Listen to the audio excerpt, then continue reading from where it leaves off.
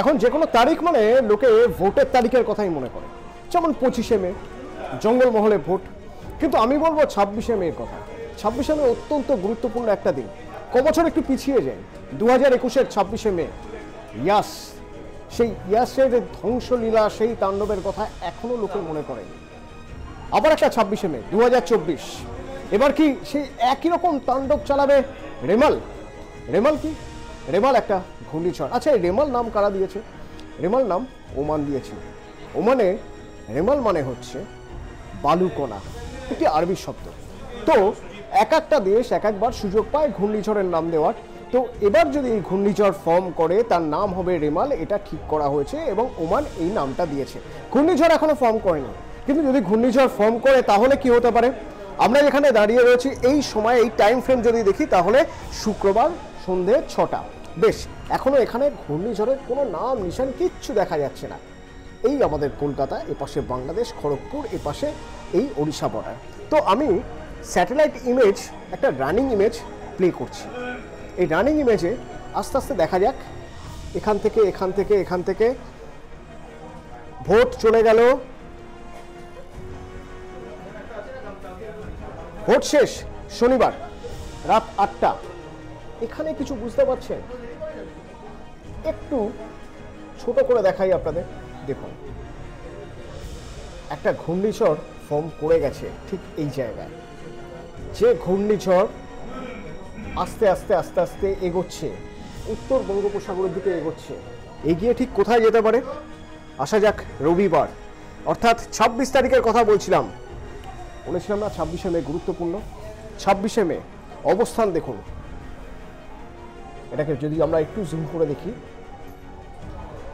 এই আমাদের কলকাতা সাগর, আর এপাশে বাংলাদেশের খেপুপাড়া।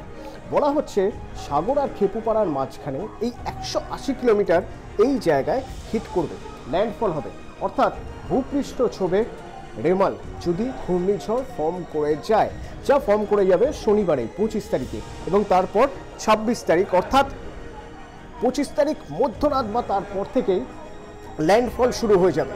ল্যান্ডফল যখন হবে তখন গতিবেগ হাওয়ার ঘন্টায় 130 কিলোমিটার, 130 কিলোমিটার পার ঘন্টা এই গতিবেগে ঝড় বইবে এখান দিয়ে। তার সঙ্গে হবে বৃষ্টি এবং জলোচ্ছ্বাস, এবং এটা চলবে প্রায় একদিন, প্রায় 24 ঘন্টা এই ধ্বংসলীলা চলবে।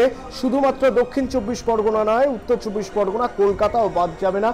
প্রবল বর্ষণের পূর্বাভাস রয়েছে দক্ষিণ 24 পরগনার জন্য, ভারী থেকে অতি ভারী বৃষ্টির পূর্বাভাস রয়েছে কলকাতা, উত্তর 24 পরগনা, হাওড়া, হুগলি, নদিয়া, পূর্ব মেদিনীপুরেও। কেন? দেখুন, আমরা ছিলাম কোথায়? 3টে, 26 তারিখ রবিবার, সময় এগোচ্ছে।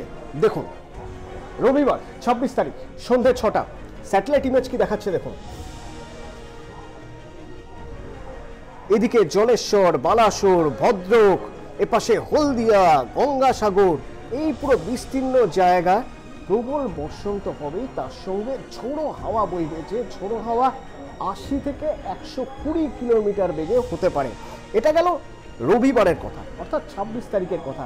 দুর্যোগ শুধু কিন্তু রবিবারেই শেষ হয়ে যাচ্ছে না, এই দুর্যোগ বাড়বে, আরও বাড়বে, এবং এই স্থলভাগ অর্থাৎ কলকাতা, উত্তর 24 পরগনা, এই পুরো জায়গা এবং হুগলির কিছুটা অংশ, এখানে দুর্ভোগ আরও বাড়বে।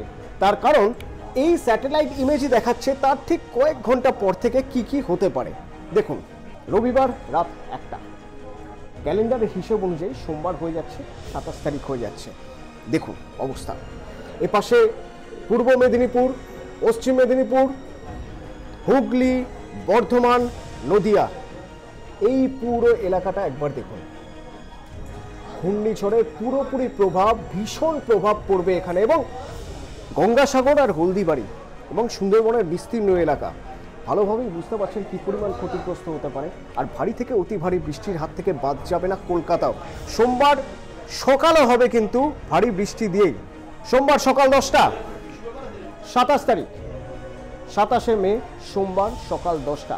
স্যাটেলাইট ইমেজ বা স্যাটেলাইট প্রজেকশন যা বলছে তাতে সোমবার সকালে কলকাতা, কোলাঘাট, হলদিয়া, খড়গপুর, এপাশে গঙ্গাসাগর, হলদিবাড়ি, শ্যামনগর, এই বিস্তীর্ণ জায়গা, এবং উপরে উপরের দিকে বাঁকুড়া, দুর্গাপুর, সিউড়ি, নলহাটি, কাটোয়া এবং ওদিকে চলে যাচ্ছে আমাদের বাংলাদেশের পাবনা, শাইলকুপা, এদিকে যশোর, খুলনা, পিরোজপুর, মাথাবেড়িয়া, এই পুরো এলাকা ঝড় বৃষ্টি এবং কোথাও প্রবল বৃষ্টি, কোথাও ভারী থেকে অতি ভারী বৃষ্টির পূর্বাভাস রয়েছে। অর্থাৎ টানা 24 ঘন্টা এই প্রেডিকশন থাকবে, বৃষ্টি থেকে ভারী বৃষ্টি, অতি ভারী বৃষ্টি এবং প্রবল বর্ষণ।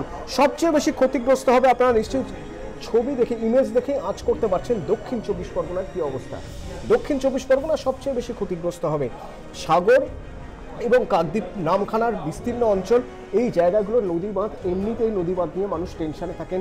ইয়াসে যে ক্ষতি হয়েছে, বলা যেতে পারে ইয়াস না, আরও পিছিয়ে যেতে হবে। আইলায় যে ক্ষতি হয়েছে সেই ক্ষতি পুরোপুরি এখনো পর্যন্ত ঢাকা দেওয়া সম্ভব হয়নি বা ক্ষতের প্রলেপ দেওয়া সম্ভব হয়নি। তারপরে ইয়াস, যদিও প্রযুক্তি অনেক উন্নত হয়েছে, যার জন্য অনেক আগে থেকে এখন বোঝা যাচ্ছে বা একটা আঁচ করা যেতে পারছে কোথায় কোথায় কতটা প্রভাব পড়বে, সেই অনুযায়ী ইভাকুয়েট করানো যাচ্ছে, মানুষকে নিরাপদ জায়গায় সরিয়ে আনা হচ্ছে। এবং সেই সরিয়ে আনার প্রক্রিয়া কিন্তু ইয়াসের সময়ও হয়েছিল, যে জন্য আইলায় যে পরিমাণ প্রাণহানি হয়েছিল ইয়াসে সে পরিমাণ প্রাণহানি হয়নি, কিন্তু সম্পত্তির ক্ষতি তো হয়েছে।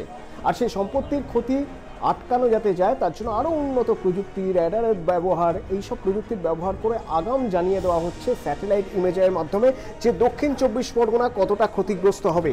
দক্ষিণ 24 পরগনার এই নির্দিষ্ট জায়গা, কিছু কিছু জায়গা যদি আমরা ধরে দেখাই আপনাদের যে ঠিক কতটা ক্ষতিগ্রস্ত হতে পারে, তাহলে বলতে হবে এই দেখুন, এই যে ম্যানগ্রোভ অরণ্য, এই বিস্তীর্ণ এলাকা এখান থেকে শুরু করে এবং পূর্ব মেদিনীপুর, এই বিস্তীর্ণ এলাকা সবচেয়ে বেশি ক্ষতিগ্রস্ত হবে এবারের এই রেমালের জন্য।